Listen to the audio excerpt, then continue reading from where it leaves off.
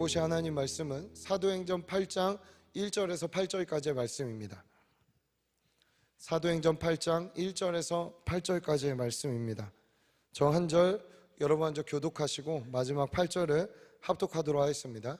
사울은 그가 죽임당함을 마땅히 여기더라. 그날에 예루살렘에 있는 교회에 큰 박해가 있어 사도 외에는 다 유대와 사마리아와 모든 땅으로 흩어지니라. 경건한 사람들이 스데반을 장사하고 위하여 크게 울더라. 사울이 교회를 진멸할세 각 집에 들어가 남녀를 끌어다가 옥에 넘기니라. 그 흩어진 사람들이 두루 다니며 복음의 말씀을 전할세. 빌립이 사마리아 성에 내려가 그리스도를 백성에게 전파하니 무리가 빌립의 말도 듣고 행하는 표적도 보고 한 마음으로 그가 하는 말을 따르더라. 많은 사람에게 붙었던 더러운 귀신들이 크게 소리를 지르며 나가고 또 많은 중풍병자와 못 걷는 사람이 나으니 그 성에 큰 기쁨이 있더라. 아멘, 아멘. 교회는 그의 몸이니 만물 안에서 만물을 충만하게 하시는 이의 충만함이니라. 아멘. 여러분, 저는 정말 교회를 사랑합니다. 교회를 사랑하고 교회를 소망하고 교회를 꿈꾸고 있습니다. 정말 하나님께서 세우실 그 몸이 무엇인지 제 일생에 사실은 신행과 푸른 청년교회도 많은 부분 아주 건강하게 그래도 세워지고 있다라고 생각은 하지만 아직 저는 제가 사실 꿈꾸고 생각하는 정도의 교회의 수준까지는 저도 도달하지 못했습니다. 제 스탠다드가 높은 게 아니라 우리 예수님께서 디자인하셨던 교회의 모습을 보면은 정말 지금의 우리의 교회 모습과 잘 거울 삼아 비춰보면은 정말 우리가 어느 방향으로 가야 되고 어떤 공동체를 꿈꾸고 어떻게 우리가 만들어 가야 될 거라는 답이 성경 안에 특별히 사도행전에 있는데 아직 사실은 우리 공동체가 그 정도일까라는 것에는 저와 여러분 모두가 네 그래요 라고 답하지 못하는 부분들이 많이 있다라고 생각해요. 근데 사랑하는 여러분, 사실은 이 에베소서 1장 23절 여러분은 축복한 이 성경 구절을 이대로 잘 읽으면 사실 조금 이해가 안 가는 부분, 이게 무슨 말이야, 그렇죠? 충만하게 하시는 이의 충만함이냐, 이게 도대체 무슨 얘기인가 이렇게 볼 수 있지만 조금 여러분의 이해를 돕기 쉽기 위해 공동번역 버전을 제가 한번 읽어드릴게요. 교회는 그리스도의 몸이며 만물을 완성하시는 분의 계획이 그 안에서 완전히 이루어집니다. 자, 이해가 좀 되시죠? 교회는 그리스도의 몸이며 만물을 완성하시는 분의 계획이 그 안에서 완전히 이루어집니다. 이렇게 공동번역이 조금 이해가 쉽게 번역이 되어 있어요. 자, 무슨 얘기죠? 만물, 우리가 말하는 고통이 있고 어려움이 있고 정말 좌절이 있고 그리고 우울함이 있고 그러한 세상을 바라보는 그들이 왜 그러한 고통을 겪고 있죠? 고난을 겪고 있죠? 그건 다른 게 아니에요. 그들이 완성하시는 예수 그리스도의 그 계획을 바라보지 못했기 때문이에요. 자, 이 땅에 소망이 없는 이유는 한마디로 교회가 교회다워지지 못했기 때문에 소망이 없는 거예요. 교회다운 교회가 이곳저곳에 세워진다면 여러분 이 땅은 다시 소망의 땅으로 변할 수 있다는 것을 말씀드리고 있는 것입니다. 그리고 그 능력이 우리에게 있다라고 주님은 얘기하고 있는 거예요. 왜 그렇죠? 우리는 그의 몸이기 때문입니다. 우리 좌우 앞뒤 분들하고 다시 한번 인사할까요? 몸이 여기 계셨군요. 이렇게 인사합시다. 네, 네. 몸이 여기 있었어요. 한 지체가 여기 있었다니까요. 따로 떨어져 있는 객체가 아니라 그리스도 예수 안에 통일되어 있는 완성하시는 분의 계획을 갖고 있는 한 분 한 분이 여기 있었다라는 거예요. 사랑하는 여러분, 그렇기 때문에 여러분이 한 명 한 명이 교회답게 만물 안에 들어가 선다면 사랑하는 여러분, 주님의 완전한 계획이 우리가 가는 곳마다 이루어질 줄 믿습니다. 우리가 그렇게 교회로 세워지고 살아가게 될 거라고 확신하고 믿습니다. 아멘이시죠? 네. 우리 지난주 정말 저도 되게 많이 은혜를 받았어요. 그리고 잊혀지지가 않아요. 신뢰의 예배, 또 뭐였죠? 감사의 예배, 성실함의 예배. 여러분 어떠세요? 그렇게 예배를 잘 드리고 예배 생활에 정말 혼신을 다해서 신뢰하며 감사하며 성실히 주님 앞에 큐티도 하시고 또 말씀 앞에 서가시고 기도 시간 잘 지키시고 하나님 만나는 시간들 타협하지 않고 잘 살아가셨는가요? 아니면 그렇게 받았던 은혜를 또 흘려보내며 무너진 신앙생활을 하고 계시지는 않았나요? 여러분, 우리 지난주 엄청 본질적인 예배에 대해서 잘 배우고 또 하나님 앞에 결단하고 헌신하고 은혜 받는 시간들을 누렸던 것 같습니다. 자, 우리의 예배는 잘 지켜지고 있는가? 만약 우리가 이 세 가지의 예배를 잘 간직하고 우리의 삶을 계속해서 그 패턴대로 하나님 앞에 잘 살아간다면 아마 우리의 삶에는 여러분 5년이 지나고 10년이 지났을 때 그때는 하나님과의 신뢰관계는 더 두터워져 있을 거고 감사의 제목들은 정말 말로 다 할 수 없을 만큼 많이 쌓여 있을 거고 또 성실함에 성실을 더해서 우리가 해야 되는 어떤 신앙생활에 하나님 앞에 작정하고 살아가는 거룩한 삶의 패턴들은 아마 누가 시키지 않아도 몸에 배어 있을 정도로 잘 우리 삶에 바퀴처럼 굴러가고 있을 것이라고 확실합니다. 사랑하는 여러분, 예배는 본질입니다. 예배는 본질입니다. 왜 본질일까요? 하나님과 인간이 만나는 것이 예배이기 때문입니다. 예배는 형태나 예배는 어떤 구조가 아닙니다. 예배는 본질입니다. 그렇기 때문에 우리는 이 본질을 통하여서 본질이신 하나님을 만나는 방법을 이 안에서 터득해가고 알아가고 하나님께 가까이 가는 방법들을 우리가 고안해내고 알아가기 시작하는 것입니다. 여러분, 인간과 하나님이 만나는 이 예배가 본질이라면 저는 교회는 무엇이라고 많은 이야기도 할 수 있겠지만 교회는 본질을 담는 형태요 그릇이라고 생각합니다. 왜 그럴까요? 교회가 모여서 해야 되는 게 뭐죠? 교회는 왜 존재해야 되죠? 여러분, 교회는 아까 에베소 1장 23절 말씀처럼 하나님의 충만함을, 하나님의 완전한 계획을 세상에 보여줄 수 있는 공동체이기 때문에 우리가 어떠한 형태와 어떠한 모습으로 예배의 모습과 예배의 태도와 예배의 삶을 살아가느냐를 우리라는 형태를 통해 세상에, 사람들에게, 지체들에게 이 온 땅에 보여줄 수 있기 때문에 교회는 형태라고 제가 말씀을 드리고 있는 것입니다. 그 형태를 우리는 교회라 하는 것이고 그 형태 안에 잘 담겨 있어야 하는 게 바로 예배인 것이죠. 본질인 예배. 사랑하는 여러분, 이 얘기를 왜 하는가? 우리가 간혹 굉장히 많이 착각할 때가 있습니다. 근데 그 착각은요, 구약에 있었던 이스라엘 백성들의 착각과도 비슷했어요. 무슨 얘기냐면 마치 우리 하나님이 이 성전 안에만 갇혀 계신 것처럼 우리는 생각할 때가 너무 많다라는 거죠. 그리고 그뿐만 아니라 아니면 그래도 좀 더 나아간 생각들은 뭐죠? 우리 목장 모임에도 우리 주님이 계셔. 더 나아간 생각은 내가 가는 가정과 영역과 모든 곳에 주님이 계셔 라는 이러한 생각들까지는 우리가 많이 발전하고 그래도 많이 들어왔기 때문에 여러분도 부인하지 않고 알 거라 생각하지만, 그러나 알고 있는 것보다 정말 우리가 아는 대로 사느냐는 부분에 있어서는 마치 이 성전에 와서만 거룩하게 예배하고 하나님을 만나야 된다라는 우리의 삶의 암과 또 삶의 태도가 완전히 상반되게 잘못 생각하고 흘러가고 살아갈 때가 많다라는 것을 여러분들에게 이야기하고 있는 것입니다.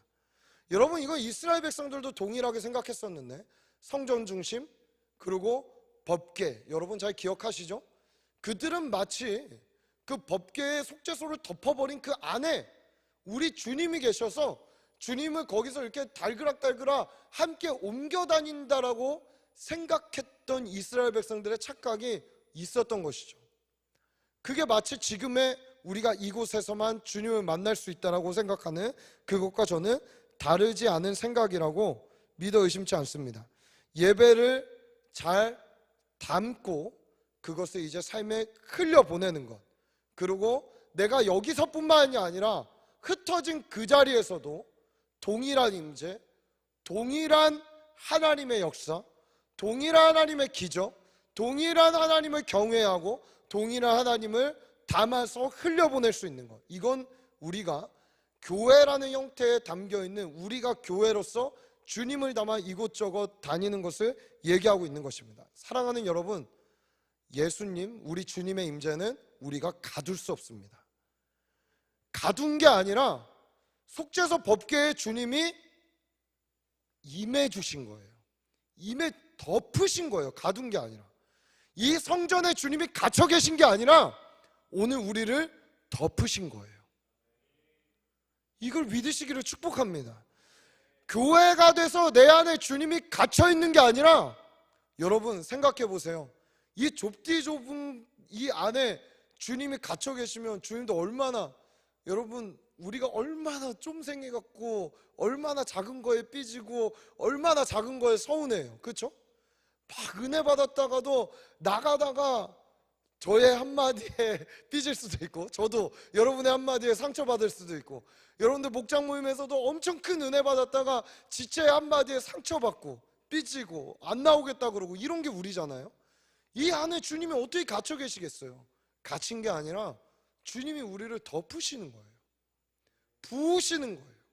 그 영을 우리에게 붓기로 작정하셨다는 것을 얘기하고 있는 것입니다. 사랑하는 여러분, 이러한 관점으로 봤을 때 우리를 덮으신 주님이, 보세요.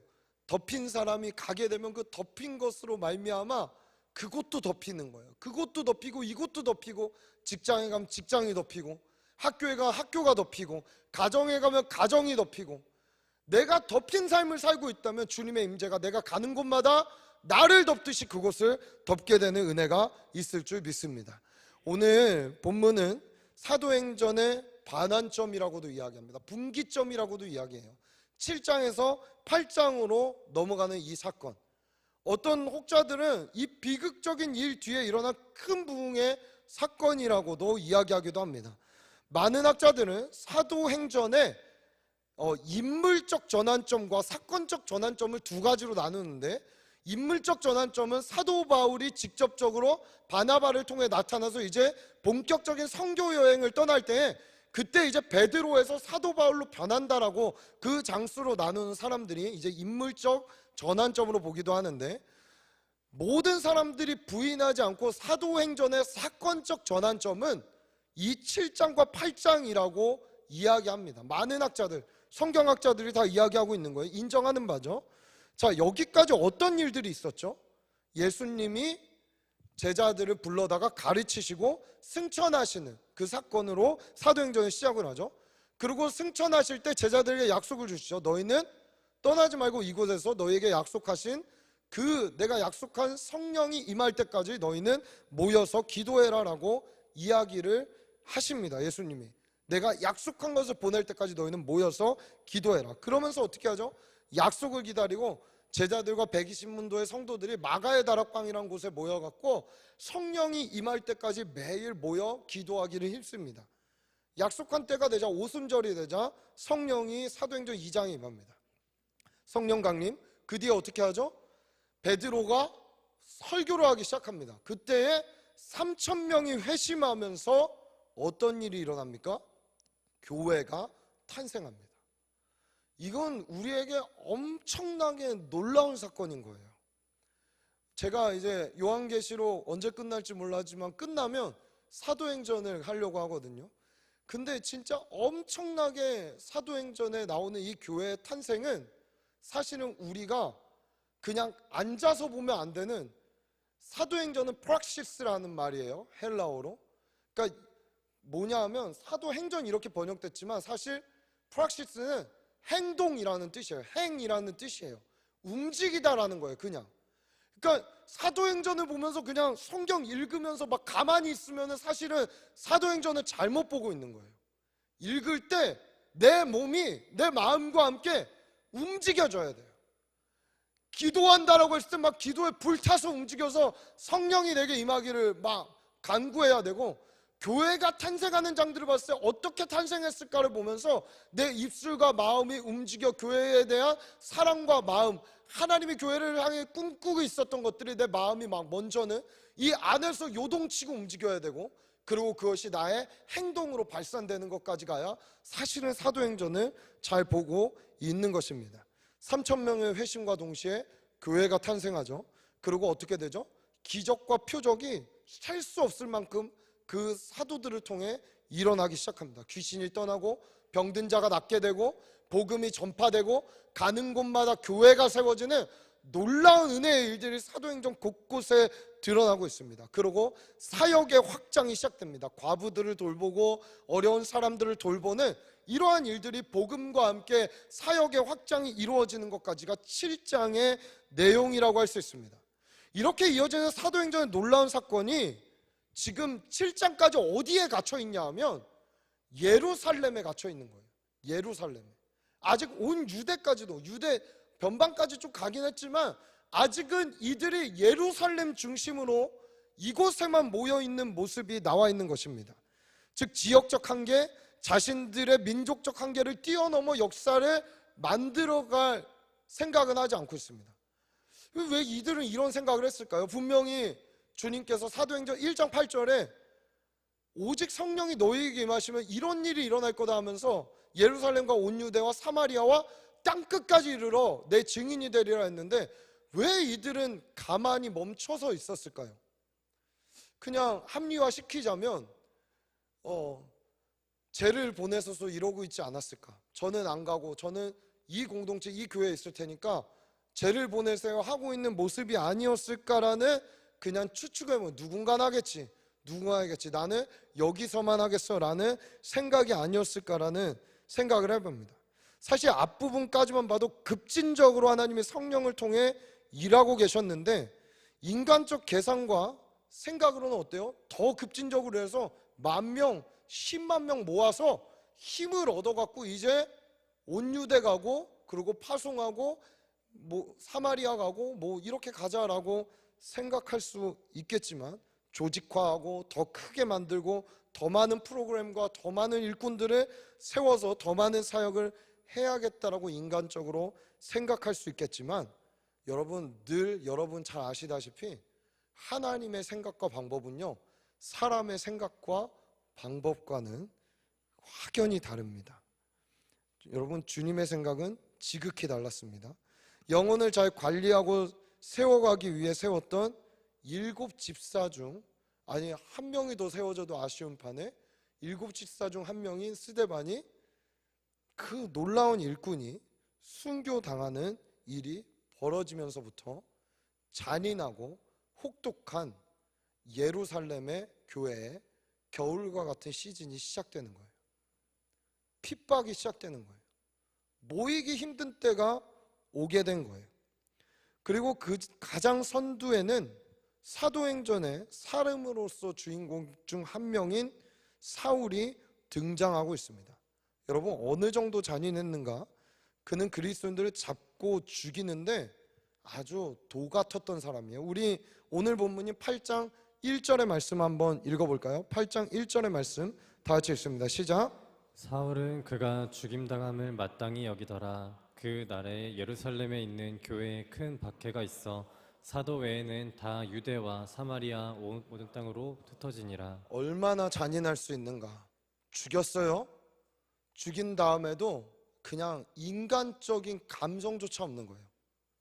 죽임 당하는 것을 막 돌에 맞아 머리가 터지고 피가 터지는 그 모습을 보면서 아니 하나님을 위해 산다라는 이 사울이 마땅히 여겼다고 했어요. 저렇게 죽어야 돼. 사실 저것보다 더 잔인하게 죽였어야 돼 라고 이야기했을 수도 있다라는 것이죠. 이는 그가 얼마나 하나님의 이름으로 잔인하게 사람들을 잡아다가 핍박했고 어려움을 줬는지 알 수 있습니다. 큰 박해가 있었습니다. 그렇죠? 예루살렘에 있는 교회에 그냥 박해도 아니라 큰 박해가 있었습니다. 여러분 여기에 만약에 우리도 교회 나오면 때려 죽이겠다 큰 박해가 있다면 여러분 여기 모이기 쉽겠습니까? 어렵겠죠. 우리 명절이어도 이렇게 흩어지는데 그렇지 않아요? 사랑하는 여러분 이 큰 박해 때문에 이제 흩어지게 되는데 이때부터 어떻게 됩니까? 예루살렘에 대형 교회가 세워지기는커녕 그럴 새도 없이 모두가 흩어지게 됩니다. 여기서 우리는 한 가지 질문을 해봐야 됩니다. 자, 사도 외에는 유대와 사마리아와 모든 땅으로 흩어졌다고 얘기합니다. 아니 왜 사도들은 남아있고 나머지 사람들이 흩어졌을까요? 왜 버텼을까요, 사도들은? 그리고 다른 사람들은 흩어졌죠. 단순히 사도는 덜 무서워서? 너무 성령이 충만하니까 맞으면 사도는 덜 아파요? 여러분, 몽둥이로 목사는 맞으면 덜 아픕니까? 더 아파요. 저 되게 꾀병이 심하거든요. 예, 조금만 아파도 맨날 죽겠다고 한다고, 저희 아내가. 뭐 그렇게 죽을 일이 많냐 그러는데, 진짜 아픈 걸 어떻게? 그렇죠? 아니, 사도들은 안 아파서 남기로 결정한 거예요? 잡혀가는 게 두렵지 않아서 남기로 결정했습니까? 그리고 나머지 사람들은 무서워서 흩어진 거예요? 여러분, 아닙니다. 단순히 사도는 덜 무섭고 평신도는 더 무서워서 도망친 거. 여러분, 그렇게 이 본문을 해석하면 안 되죠. 저는 그렇게 생각하지도 않습니다. 초대교회의 탄생은 탄생 전부터 사실 핍박이 예고되어 있었어요. 그러니까 핍박이 지금 7장에 부각된 거지, 그 앞장에 5장에 핍박이 없었던 게 아니에요. 예수의 부활과 승천과 이것을 증인으로서 증거하고 다니는 사람들, 이 사람들에게 핍박이 앞에 있었던 건 시작할 때부터 있었던 거예요. 왜냐하면 그들은 이미 자기들의 기득권 때문에 부활한 예수를 인정하지 않고 곡해하고 부활을 감추려 하는 사람들이 주류를 이루고 질비했기 때문이에요. 그렇기 때문에 이들은 그냥 예수를 믿는 순간, 성령 받고 교회가 된 순간 대적의 문 앞에 그냥 있었던 거예요. 핍박이 앞에 있었고 어려움이 앞에 있었던 것입니다. 자, 근데 이들이 7장에 오기 전에 한번 그들의 모습이 어떠했는지 볼까요? 사도행전 5장 41절과 42절 두 절의 말씀을 다 같이 읽어보겠습니다. 시작. 사도들은 그 이름을 위하여 능욕받는 일에 합당한 자로 여기심을 기뻐하면서 공회 앞을 떠나니라. 그들이 날마다 성전에 있든지 집에 있든지 예수는 그리스도라고 가르치기와 전도하기를 그치지 아니하니라. 능욕과 핍박과 죽음의 앞에서 이들은 이미 이것을 뛰어넘은 한계의 삶을 살아가고 있었다는 것입니다. 스데반의 핍박이 무섭고 들어서 저렇게 잔인하게 죽을 거라는 게 무서워서 흩어진 게 아니라는 것을 얘기하고 있는 거예요. 오히려 능욕받는 것, 핍박받는 것을 어떻게 여겼다? 감사하고 기쁘게 여겼다는 거예요. 이런 것으로 모아 이들이 단순히 죽음이 들어와서 흩어진 게 아니라는 것을 우리가 알 수 있습니다. 그럼 왜 이동했을까요, 도대체? 왜 흩어졌을까요? 이들은 언제 이동하고 언제 움직이고 언제 흩어지기 시작할까요? 사랑하는 여러분, 이들이 성령 받고 나서 너무나 크게 변화된 모습 중 하나는 뭐냐 하면, 따라해 봅시다. 말씀 따라 사는 삶. 우리 한번 사도행전 2장 42절 한번 볼까요? 사도행전 2장 42절 다 같이 읽습니다. 시작. 그들이 사도의 가르침을 받아 서로 교제하고 떡을 떼며 오로지 기도하기를 힘쓰니라. 자, 그러니까 이런 거예요. 핍박이 확 들이닥쳤어요. 아니, 우리가 정말 이 예루살렘에서 열심히 교회 잘 세워보고 열심히 사역을 일으키려고 했는데 하나님 왜 나에게 이런 일들을, 우리에게 이런 시즌을 주셨지? 라고 생각하며 사도들이 저는 1차적으로 불평하지 않았다고 생각해요. 그냥 제 추측입니다. 나와 있지는 않지만 아마 그들이 모여서 뭐 했을까요? 옥에 갇혀도 기도하고 찬양하는 자들이라면 이 핍박 앞에서도 이때 하나님께서 왜 이걸 허락하셨는지 기도했겠죠. 기도하고 하나님 뜻을 구하고 하나님 뜻을 분별하는 가운데 아마 이들은 이런 결론을 낸 것 같아요. 예루살렘은 우리가 지킨다. 여기 핍박 있는 이것은 우리가 지킨다. 아마 가리켰겠죠. 사도행전 1장 8절의 시즌을 하나님께서 우리에게 이렇게 이 시즌으로 허락하시는 것 같다라는 그 가르침이 사도들을 통해서 온 성도들에게 분명히 저는 있었을 거라고 믿습니다. 빌립, 너는 저쪽으로 가. 누구는 이쪽으로 가. 이렇게 가. 다 분배해주고 그 선교지를 할당해주고 그곳에 가서 하나님의 역사를, 이제 우리가 갖고 있는 이 부활의 복음이, 우리가 갖고 있는 이 재림의 복음이 우리가 성도들이, 우리가 함께했던 집사들이, 우리와 함께했던 평신도들이 가는 곳마다 이루어지기를, 복음이 확장되기를 하나님께서 우리의 시간을 바꾸고 계시구나라는 것을 아마 깨달았을 거라고 저는 믿습니다. 말씀의 가르침을 받았고 그 가르침을 가지고 교제했던 이들, 말씀을 그대로 살아내기 원했던 이들이기 때문에 가능했던 것입니다. 여러분, 이러한 예는 우리 한국의 이화여대를 세웠던 스크림턴 여사라고 아시나요? 이화여자대학교를 선교사님이 세웠잖아요. 그리고 연세대학교는 언더우드 선교사님이 세웠고, 여러분 대부분의 그 신촌에 있는 학교들이 그렇게 선교사님들이 와갖고 꿈을 꾸고 비전을 보고, 제가 한번 언더우드 선교사님 몇 주년 해갖고 연세대학교 꾸며놓을 때 봤는데 허허벌판에서 병원이 생기는 걸 보고 학교가 생기는 걸 보고 거기에 자기의 삶을 드리는 그분, 여러분 그런 분들이 사실은 고국인 미국이나 영국 이곳에서 그냥 자기 교회 섬기고 잘했어도 되는 분들이에요. 근데 한 가지 예로 이화여대를 세운 스크림턴 여사는 어떻게 오신 줄 아세요? 어느 날 구역예배에서, 구역예배, 평신도셨어요. 구역예배에서 구역예배를 드리다가 한국에 대한 마음을 받고 내가 가겠다 해서 그 구역이 이분을 파송해 갖고 와서 이화여자대학교를 세운 거예요, 선교사로. 여러분, 이러한 예는 한국 교회에 있었던 선교 역사를 뒤져보면 너무나 많아요. 빈번하게 많아요. 여러분, 저는 저희 청년교회가 우리 내년을 준비하고 이제 제가 다음 주에 리더십들하고 함께 하나님 얼굴 구하고 기도하고 또 올해 피드백하고 우리 앞으로 2년과 3년과 10년을 계획하고 이런 시간들을 나름대로 좀 가지려고 하나님 앞에 좀 기도하고 있는 가운데 있습니다.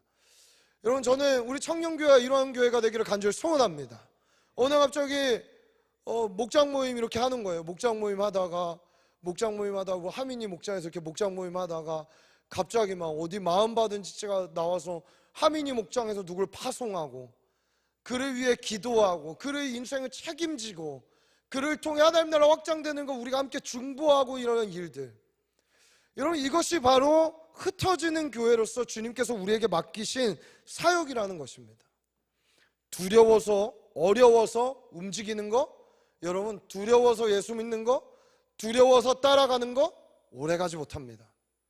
말씀을 사랑해서 따라가시는 저와 여러분이 되기를 축복합니다. 말씀에서 멀어졌다면 그것부터 회복해야 되는 거예요. 뭔가 하기 전에 하나님 나에게 어떤 말씀을 주시는가, 지금 이 시즌은 나의 인생의 어떤 시즌인가, 주님께 기도하고 얼굴을 구하고 하나님께서 이 땅 말씀 주셨을 때 움직이기 시작하는 것입니다. 이로 보았을 때 이때를 분별하는 사도들의 메시지와 공동체의 메시지가 하나였고, 그들은 아마 그 메시지에 따라 교제하다가 떡을 떼다가 움직이기 시작했다는 것을 우리는 충분히 예측할 수 있습니다. 왜 그럴까요? 이것은 하나님의 말씀의 성취이기 때문인 것이죠. 말씀의 성취, 예루살렘 온유대를 넘어 사마리아와 땅끝으로 가는 거. 저 사람이 하는 게 아니라 하나님이 나를 보내는 거였구나, 나 보러 가라는 거였구나, 나 보러 세우라고 얘기하는 거였구나. 그렇지, 나도 하나님의 임재가 나를 덮은 존재지, 하늘로부터 성령을 받은 존재지 라고 생각하며 이들의 발걸음은 사도들의 가르침과 공동체적 가르침과 합의에 동의해서 발을 떼서 움직이는 교회로서 살아가게 되는 것입니다. 여러분, 스데반을 위한 남은 장사도 그냥 남은 몇몇 사람들이 감당했습니다. 그럴 수 있었던 이유가 뭐예요? 천국 가서 만날 거니까, 땅 끝으로 가다 보면 언젠가 그를 볼 거니까. 남아서 장사하는 거 성대하게 화려하게 할 필요도 없는 거예요. 지금 그럴 새가 어디 있어요. 주님 다시 오실 길을 예배해야 되는 초대교회 성도들에게 핍박이 있어도 어려움이 있어도 이들의 선교는 계속되었습니다. 자, 우리 사도행전 8장 4절의 말씀 한번 읽어볼까요? 8장 4절 다 같이 읽습니다. 시작. 그 흩어진 사람들이 두루 다니며 복음의 말씀을 전할세. 어떻게 합니까? 흩어져서도 복음의 말씀은 오히려 더 모였을 때는 사도들과 집사들의 그늘에 가려서 도무지 그냥 아무것도 할 수 없을 것 같았던 사람이었을 수도 있어요, 모든 성도들이. 왜냐하면 가르쳐주는 것만 들으면 되니까, 가르쳐주는 대로 교제만 하면 되니까. 그러나 이들이 뚝 떨어져 흩어진 곳에 가니까 들었던 것, 배웠던 것, 자신들이 살아야 될 삶의 방법들이 그들 안에 나타나기 시작하는 거예요. 여러분, 광야에 가봐야 광야에서 사는 법을 익힐 수가 있어요. 안전지대에만 있으면 내 신앙이 진짜 복음을 능력으로 붙잡고 있는 삶인지 아닌지 저는 모를 거라 생각해요. 치열한 삶의 터전으로 가봐야 복음의 능력을 내가 붙잡고 사는 삶이구나, 아니구나, 내가 알고 있었던 복음은 그냥 지식이었구나, 아무 능력이 없었구나, 그것을 알 수 있게 된다라고 저는 생각합니다. 흩어진 사람들이 어떻게 합니까? 이제 그동안 먼발치에서 사도를 통해 들었던 거, 사도를 통해 배웠던 거 그대로 사역하기 시작합니다. 흩어진 그들은 그곳에서 목숨을 걸고 복음을 전하죠. 복음과 함께 어떤 일들이 일어나는가? 하나님의 살아계심이 이들을 통해 더욱 확실하게 증거되기 시작합니다. 우리 사도행전 8장 5절에서 8절 한번 볼까요? 5절에서 8절 합독하겠습니다. 시작. 빌립이 사마리아 성에 내려가 그리스도를 백성에게 전파하니 무리가 빌립의 말도 듣고 행하는 표적도 보고 한 마음으로 그가 하는 말을 따르더라. 많은 사람에게 붙었던 더러운 귀신들이 크게 소리 지르며 나가고 또 많은 중풍병자와 못 걷는 사람이 나으니 그 성에 큰 기쁨이 있더라. 아멘, 아멘. 이들에게 일어날 네 가지 표적이 있습니다. 첫 번째, 말씀을 듣는 자들이 분명히 있었다는 것입니다. 내가 그곳에 가서 목사님 하면 아무도 안 들어요. 아무도 귀 기울이지 않아요. 아무 일도 안 일어나요. 아니요. 얼마나 해봤나요? 그거 얼마나 전하고 있나요? 어떤 믿음과 확신을 갖고 하고 있나요? 여러분, 분명 들을 자가 있을 줄 믿습니다. 하나님 예비해 놓은 복음이 필요한 사람이 있다라는 거예요. 이들의 말씀에 귀를 기울이는 자들이 있다라는 것이죠. 우리가 약속을 붙들고 전제는 부르심의 자리로 순종하며 나아갈 때예요. 그때 하나님은 그곳에서 우리에게 덮으셨던 주님의 임재와 영광을 그들에게 그곳에서 덮으실 줄 믿습니다. 그래서 막혔던 그들의 귀가 열리게 되는 일들이 첫 번째 표적으로 나타나기 시작합니다. 두 번째 표적, 기적들이 일어납니다. 병이 낫고 땅이 갈라지고 하늘이 응답하는 놀라운 일들이 이들의 삶에 일어나기 시작합니다. 따라해봅시다. 기적이 일상이 되는 삶. 우리 청년교회는 기적이 일상이 되는 삶이 되시기를 축복합니다. 세 번째, 어떤 일이 일어납니까? 귀신이 떠나갑니다. 어둠이 벌벌 떨고 떠나가게 되는 것입니다. 여러분, 내가 예수 그리스도의 복음을 갖고 있는 자인데 내가 가는 곳에 아무 일도 안 일어난다 하면은 사실은 그것도 이상한 거예요. 저항도 있어야 되고 또 어려움도 있어야 되고 그건 당연한 거예요. 왜 그럽니까? 내가 하나님의 영을 가지고 어둠의 땅으로 들어가니까 어둠이 저항하는 거예요. 어둠이 드러나기 시작하는 거예요. 영적 실체들이 드러나는 거예요. 여러분, 예배가 강력하면 빛 가운데 어둠은 드러나게 되어 있습니다. 빛이 오면 어둠은 사라지게 됩니다. 주님의 영이 임하면 귀신은 떠나가게 됩니다.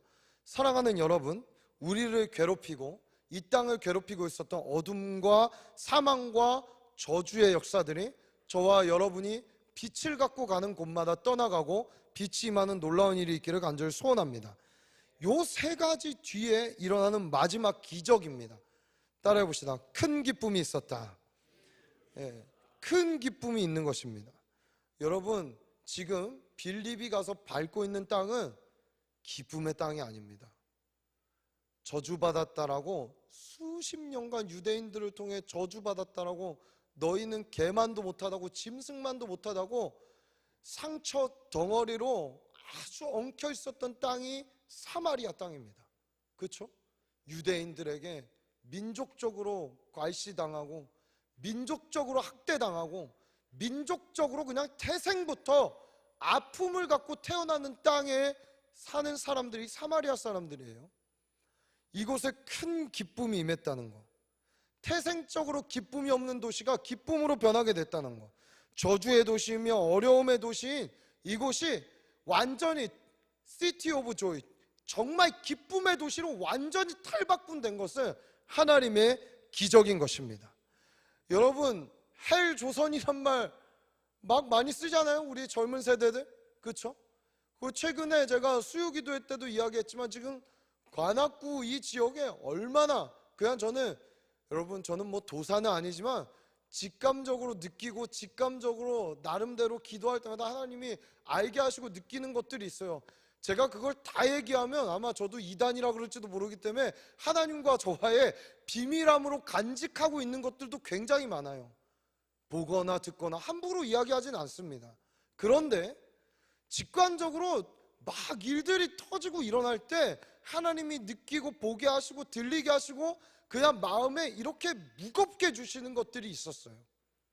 여기서 막 흉흉한 일들이 일어나고, 또 제가 얼마 전에도 뭐 요즘에 이렇게 교사들에게도 불미스러운 일들이 많이 일어나고, 물론 정치적으로 제도적으로 풀어야 되는 일들이 많이 있겠죠.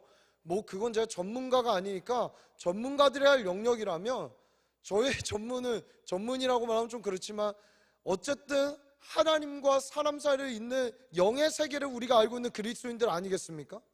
근데 얼마 전에 막 그 여의도를 이렇게 저희 아내와 함께 쉬는 날 점심을 먹으러 이렇게 나갔었는데, 벌써 막 데모를 하려고 쫙 깔아놨는데 막 이렇게 어두운 그늘이 그냥 쭉 있는 거야. 우울한 음악들을 쫙 깔아놓고 그렇게 하는데, 물론 그들의 절박함을 제가 폄하하고 싶은 생각은 없지만 그 안에서 이렇게 느껴지는 어떤 영적인 텐션들, 이 정말 자살이 그냥 쫙 풀어지고 있구나. 여러분, 이미 이 대한민국은 OECD 국가 중에 자살률 1위예요.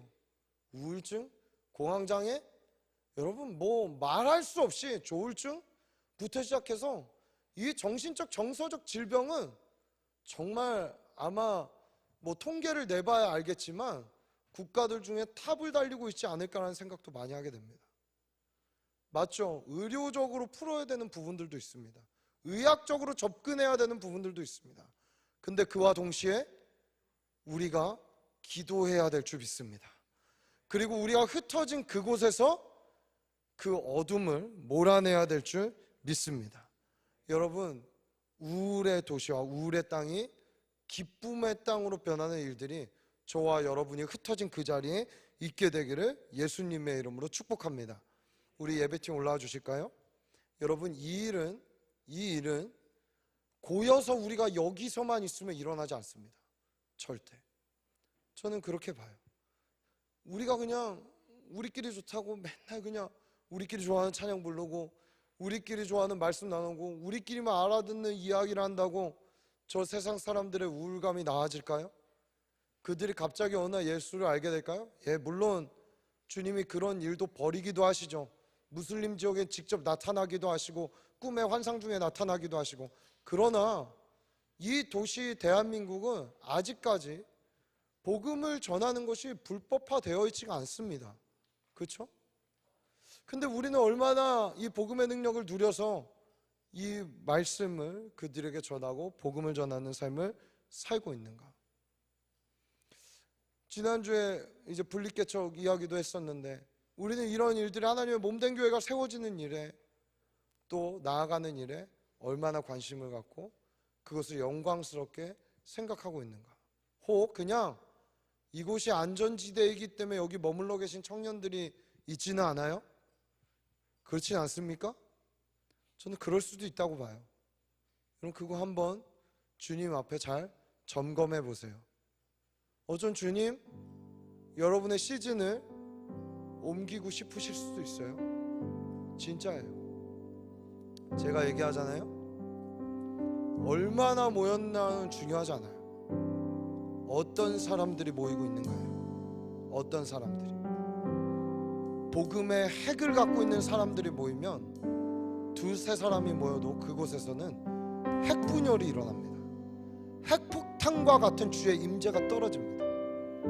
근데 이도저도 아닌 한 발 그냥 세상 한 발 그냥 교회 다니는 둥 마는 둥 하면서 여기에 나올 때만 그냥 하나님의 임재를 운반하는 사람인 척하며 살아가는 그 인생에는 죄송하지만 여러분 인생 계속 그렇게 살아가면 하나님께서 베푸신 홍해가 갈라지고 요단이 갈라지고 여리고가 무너지고 전쟁의 아말렉과 전쟁에 승리하고 이런 기적을 보기는 죄송하지만 쉽지 않을 거예요. 쉽지 않을 거예요.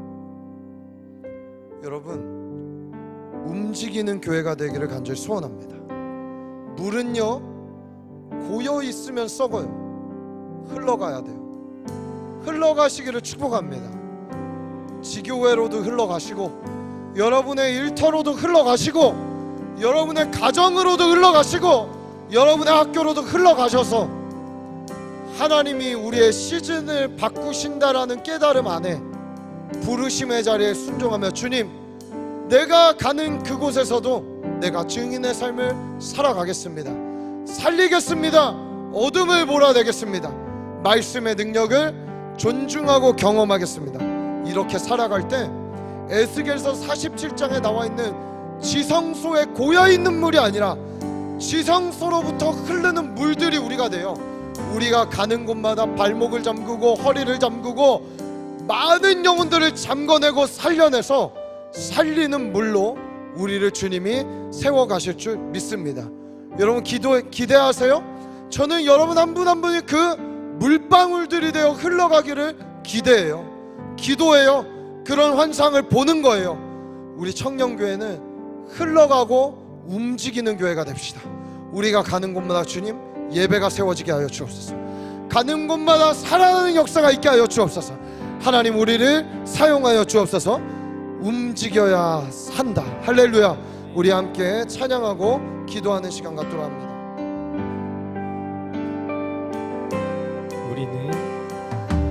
우리는 주의 움직이는 교회 이곳은 주님을 위한 자리 내가 기도하는 모든 땅 위에서 하나님 예배받을 그날을 보내. 우리 처음부터 고백합시다. 우리는 주의 움직이는 교회 이곳은 주님을 위한 자리 내가 기도하는 모든 땅 위에서 하나님 예배받을 그날을 고대하네. 나의 노래로 주님의 성전을 지으리 높임을 받으소서. 이스라엘 찬송 증거하신 주님은 거룩하시니라. 두 손 들어 주님의 보좌를 만들고 온 맘 다해 경배하리. 구름 날개 사이에 임하신 것처럼 내 위에 하나님 우리가 이곳에 섰으니 이 땅을 치유하소서. 하나님 우리가 어디에 있든지 주를 높이리라. 열반들아 주님을 송축할지어다. 그 발 아래 입 맞추라. 영원한 통치자 주 예수 그리스도 그는 위대하신 왕. 나의 노래로 주님의 성전을 지으니 높임을 받으소서. 이스라엘 찬송 증거하신 주님은 거룩하십니다. 우리 두 손을 들어 찬양합시다. 손들어 주님의 보좌를 만들고 온 맘 다해 경배하리. 주님 우리 덮어주옵소서. 사이에 임하신 것처럼 내 위에 임하소서. 하나님 우리가 여기 있습니다. 하나님 우리가 이곳에 섰으니 주님 나를 보내소서. 치유하소서. 하나님 우리가 어디에 있든지 주를 높이리. 열반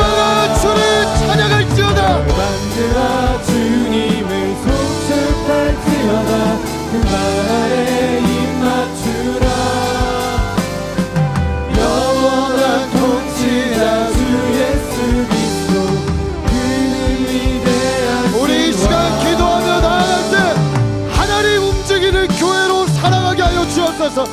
주의 임재와 영광의 운반자로 일어날지어다.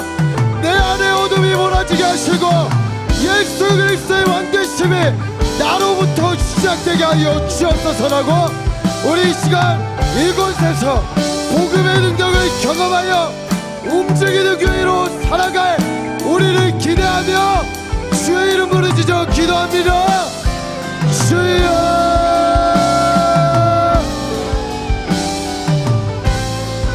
하나님 우리를 깨워주시고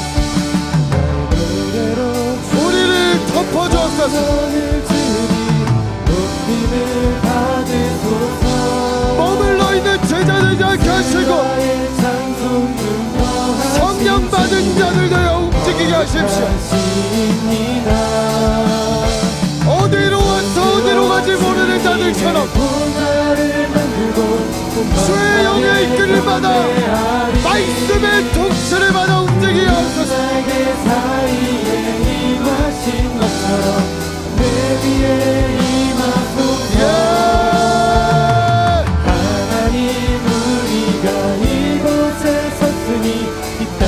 주님 우리가 가는 곳마다 시우의 은혜가 있게 하십시오. 어둠이 떠나게 하시고 빛이 임하게 하여 주옵소서. 주님을 송축할지어다 그 말 아래 입 맞추라.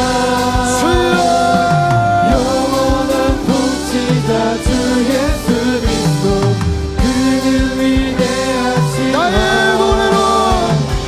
노래로 주님의 성전을 지으리. 여러분이 가는 곳에 노래하며 기도하며 복음을 전하며 선포하는 곳마다 주의 교회와 성전이 세워질 것입니다. 두 손 들어 주님의 보좌를 주여 온 만나에 경배하리. 푸른 날개 사이에 임하신 것처럼 내 위에 임하소서. 우리 이 시간 한 번 더 기도할게. 하나님 그래서 내가 가는 곳마다 주님의 함께 계심의 기적과 역사가 나타나게 하여 주옵소서. 특별히 오늘 가정에서 간 그곳에서 예배하는 우리 청년교회 모든 지체들에게도 흩어져 있는 그곳에 주의 표적과 기적이 일어날지어다. 하나님의 살아계심이 드러날지어다. 여러분 가는 곳에 반드시 어떤 일이든 일어나야 합니다. 그곳이 주님이 우리를 보내신 곳이기 때문입니다. 여러분 그걸 기대하십시오. 혹 여러분 가 있는 그곳에 여러분이 생각하는 곳에 아픔이 있는 지체가 있습니까? 상처가 있는 지체가 있습니까? 정신적, 정서적, 육체적 어려움을 당하고 있는 자들이 있습니까? 어둠의 영에게 눌려 있는 자들이 있습니까? 오늘 우리가 가는 곳마다 저주가 기쁨으로 바뀌게 하여 주옵소서. 가는 곳마다 하늘 문을 열어 축복의 통로를 열어 주옵소서. 우리 이 시간 한 번 더 우리를 그렇게 사용하여 달라고 우리 주의 이름 부르짖고 간절함으로 기도합니다. 주여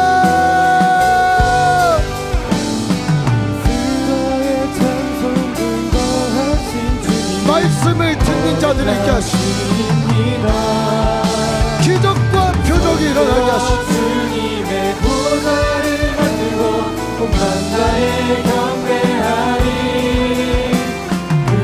어둠과 귀신이 떠나게 하시옵소서. 것처럼 내 위에 임하소서. 큰 기쁨의 소성으로 바뀌게 되게 하십시오. 치유하소서. 주여 하나님 우리가 어디에 있든지 주를 높이리다. 열방들아 주님을 송축할지어다. 청년교회 모든 지체들이 받는 땅에 하나님 하여 주시옵소서. 영원한 통치자 주 예수 그리스도 이들의 가정과 직장과 학교 관계와 모든 것들을 성전을 지으니 높임을 받으소서. 이스라엘 찬송 등거하신 주님은 거룩하십니다. 두 손 들어 주님의 보좌를 만들고 온 마음 다해 경배하리. 구름 달개 사이에 임하신 것처럼 내 위에 하나님, 우리가 이곳에 있습니다. 하나님, 우리가 이곳에 섰으니 이 땅을 치유하소서. 하나님, 우리가 어디에 있는지 주를 높이다. 열반들아 주님을 송축할지어다. 그 발에 입맞추라. 영원한 통치자 주 예수 그리스도, 그는 위대하신 왕. 하나님 감사합니다. 우리가 모일 때만 교회가 아니라 흩어져서도 교회인 줄 믿습니다.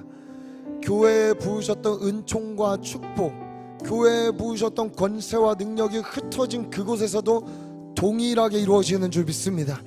하나님, 내가 여기 있사오니 나를 보내소서.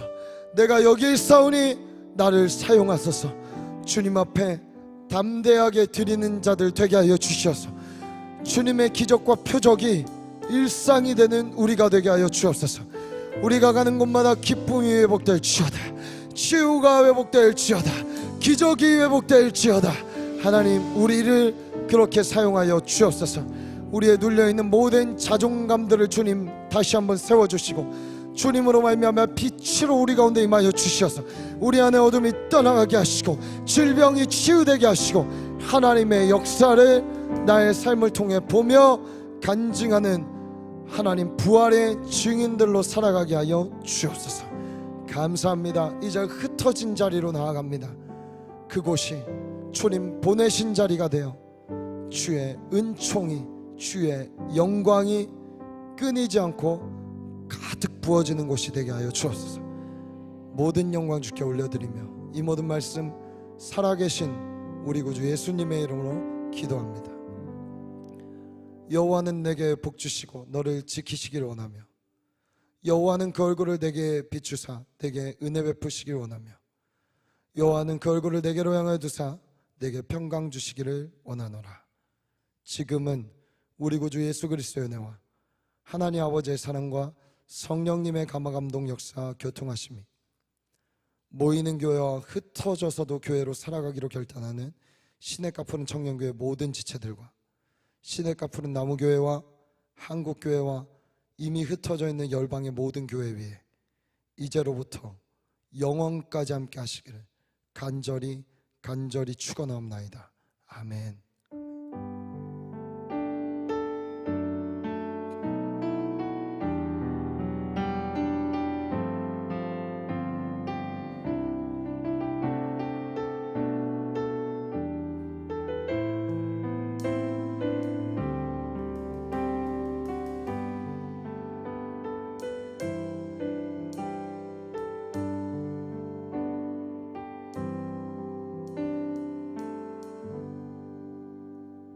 할렐루야. 우리 하나님께 영광의 박수 올려드립니다.